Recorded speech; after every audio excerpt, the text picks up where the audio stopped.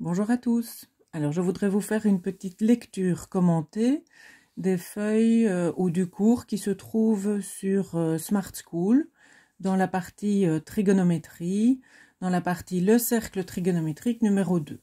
La photocopie que vous avez reçue est intitulée Petit b, les nombres trigonométriques d'un angle. Alors dans un premier temps, on doit placer le contexte dans lequel nous allons travailler les angles. Jusqu'à présent, nous avons vu la trigonométrie dans les triangles rectangles. Ici, nous allons ouvrir les amplitudes d'angle aux amplitudes complètes, puisque dans un triangle, on était limité, dans un triangle rectangle, on était limité avec des angles aigus.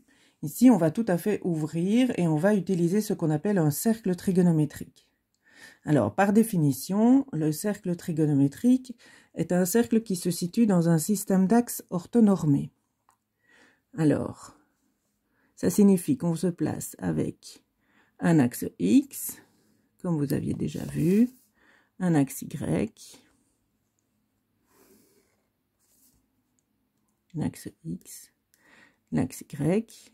Par définition, le cercle trigonométrique a comme centre le point 0, 0, donc le point d'intersection des axes X et Y. Donc je trace un cercle qui a ce point-là comme centre. Et deuxième élément de la définition du cercle trigonométrique, son rayon vaut 1. Autrement dit, lorsque j'ai tracé ce cercle-ci, ça signifie que le 0 des repères se trouve à l'intersection des deux axes. L'unité sur X est au niveau du rayon du cercle et l'unité sur Y aussi. Puisque, par définition, le rayon de ce cercle mesure une unité. Du coup, sur l'axe X ici, on a la valeur moins 1. Et sur l'axe Y ici, la valeur moins 1. Voilà, ça c'est une première chose. C'est la définition du cercle trigonométrique que je noterai très souvent CT.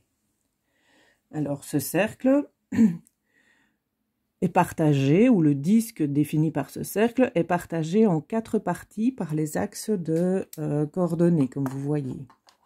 Alors, on les numérote dans l'ordre, je vous expliquerai pourquoi, en commençant par ceci, on l'appelle les cadrans, les parties de disque délimitées par le cercle trigonométrique. Celui-ci s'appelle le cadran 1, puis on tourne dans le sens contraire des aiguilles d'une montre pour trouver le cadran 2, le cadran 3 et le cadran 4. Alors, cadran s'écrit avec QU et puis ANT au bout. Et on les numérote toujours à l'aide de chiffres romains. Alors, pour placer les angles, il faut respecter quelques règles pour que tout le monde utilise les mêmes conventions et travaille de la même manière. Alors, la première règle à respecter, c'est que le premier côté de l'angle que vous allez placer, c'est toujours la demi-droite des X positifs. Ici. Donc, tous les angles auront un côté qui est la demi-droite des X positifs. Ensuite, on ouvre l'amplitude d'angle en respectant le sens trigonométrique, qui est le sens anti-horlogique, le sens positif de mesure d'un angle. Alors, si je veux placer un angle de 30 degrés, je place l'équerre ici. J'ouvre à partir de cette demi-droite, si vous voulez, premier côté de l'angle, la demi-droite des X positifs. J'ouvre un angle dont l'amplitude est de 30 degrés. Je trace alors le deuxième côté de cet angle. Voilà. Et puis, petite convention, donc l'angle de 30 degrés, en réalité, est ouvert comme ceci. Mais je ne vais pas l'écrire parce que lorsqu'on écrit beaucoup d'angles sur le cercle trigonométrique, on ne s'y retrouve plus avec les petits arcs de cercle à l'intérieur. Alors, on remarque que le côté de l'angle coupe le cercle trigonométrique en un point. Ce point s'appelle le point image de l'angle. Alors, comme ici, il s'agit du point qui repère, si vous voulez, l'angle de 30 degrés, on note à côté 30 degrés. Voilà. Alors, si j'ai un angle plus grand, donc je continue à ouvrir des amplitudes d'angle, j'arrive bien à 90 degrés, puis je passe avec des angles obtus dans le cadran 2. Et puis, je peux placer, par exemple, un angle de 150 degrés. Ici. À ce moment-là, je trace cet angle, le deuxième côté de cet angle. L'ouverture de l'angle se trouve ici. Donc, entre la demi-droite des x positifs et le deuxième côté de l'angle, on a bien une amplitude de 150 degrés. Donc, je note sur le cercle trigonométrique, au point image de l'angle de 150 degrés, je note son amplitude. Alors, si je continue, j'ai ici, du coup, hop, j'ouvre l'angle plat qui a une amplitude de 180 degrés. Et puis, je peux continuer du côté cadran 3 avec des angles dont l'amplitude est entre 180 degrés et 90 degrés de plus, donc ici 270 degrés. Alors, je prends comme amplitude entre les deux, par exemple, 180 et puis encore 60, 240 degrés par ici. Voilà. Donc 60 degrés de plus que 180.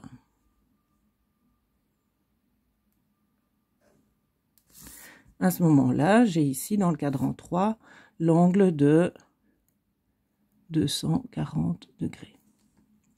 Alors, si je continue, dans le cadran 4, je peux soit continuer à augmenter l'amplitude à partir de 180 degrés, soit partir dans le sens négatif à partir du 0 degré qui était ici, j'ai oublié de le noter. Alors, si je continue donc à ouvrir l'amplitude, je passe par 270 degrés, et si je rajoute encore 30 degrés ici, je vais arriver à l'angle qui a une amplitude de 300 degrés, ce que je note sur son point image. Voilà, donc vous avez des exemples de différentes amplitudes d'angle qui appartiennent chaque fois à un cadran différent. Le premier exercice que vous allez devoir faire aujourd'hui, qui s'intitule « Principaux angles sur le cercle trigonométrique », consiste à continuer ce cercle en notant sur le cercle tous les angles, donc chaque fois avec le point image, tous les angles dont l'amplitude est un multiple de 30 degrés et de 45 degrés. Donc vous procédez comme on vient de faire et vous aurez le correctif tout à l'heure. Alors, en ce qui concerne les nombres trigonométriques de ces angles, vous allez lire sur le cours dans Smart School ou sur vos photocopies les définitions du sinus et du cosinus, mais ici je vous l'explique en vous montrant.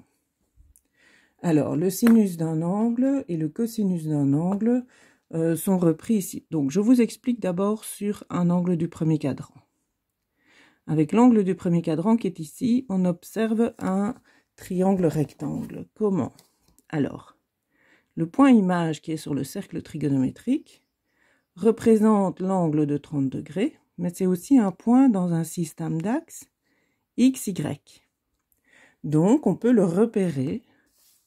Dans ce système d'axes, on peut le repérer par son abscisse sur l'axe X et son ordonnée sur l'axe Y, en faisant les projections orthogonales de ce point sur l'axe X et sur l'axe Y.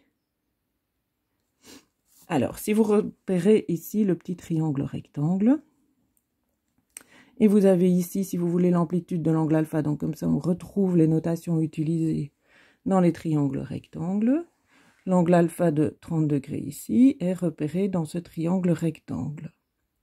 Alors, par les définitions que nous avions vues dans le triangle rectangle, le cosinus de l'angle alpha est le quotient entre la longueur du côté qui est adjacent, le côté de l'angle droit qui est adjacent à l'angle alpha, donc le quotient donc divisé par l'hypoténuse du triangle rectangle.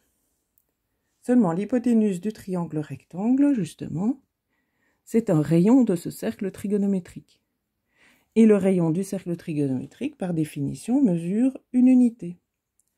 Donc, le cosinus de cet angle de 30 degrés alpha est repéré sur l'axe X ici. C'est la longueur du côté de l'angle droit qui est adjacent à l'angle alpha. Donc ici, on repère le cosinus de l'angle alpha. Du coup, par définition, le cosinus d'un angle, c'est l'abscisse du point image de cet angle sur le cercle. Alors, de la même manière, vous avez le sinus de l'angle alpha qui est par définition dans le triangle rectangle, la longueur du côté de l'angle droit qui est opposé à l'angle, divisé par l'hypoténuse. L'hypoténuse mesure toujours 1. Donc la longueur du côté de l'angle droit qui est opposé à l'angle 30 degrés ici, ou l'angle alpha de manière plus générale, on peut aussi la lire sur l'axe Y. Ça correspond à l'ordonnée du point image. Donc à ce niveau-ci, on lit le sinus de l'angle alpha. Voilà, ça c'est déjà une bonne avancée. On reprendra ces exercices avec les tangentes et cotangentes ultérieurement. En attendant, vous pouvez faire donc l'exercice 1, les principaux angles sur le cercle, et l'exercice 2. Dans l'exercice 2, vous prenez tout ce qui est cosinus et sinus d'angle. Voilà, bon travail.